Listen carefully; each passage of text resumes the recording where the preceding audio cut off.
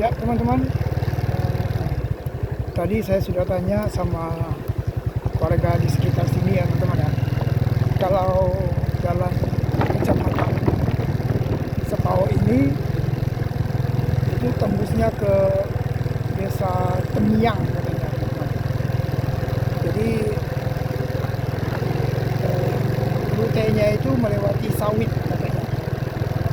Bisa sesat katanya. Jadi kita nggak paham. Jadi kita sampai di sini aja ya teman-teman.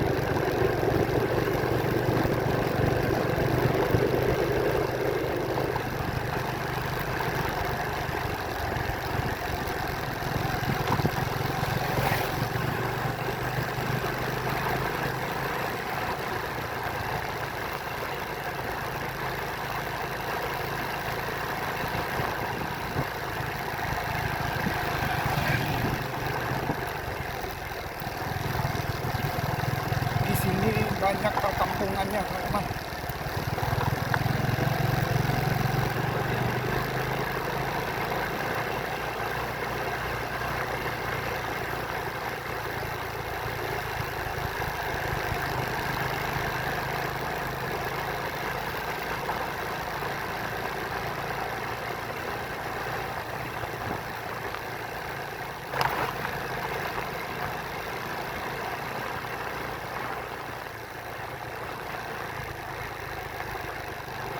Oke teman-teman, perjalanan kita sampai di sini aja ya teman-teman ya.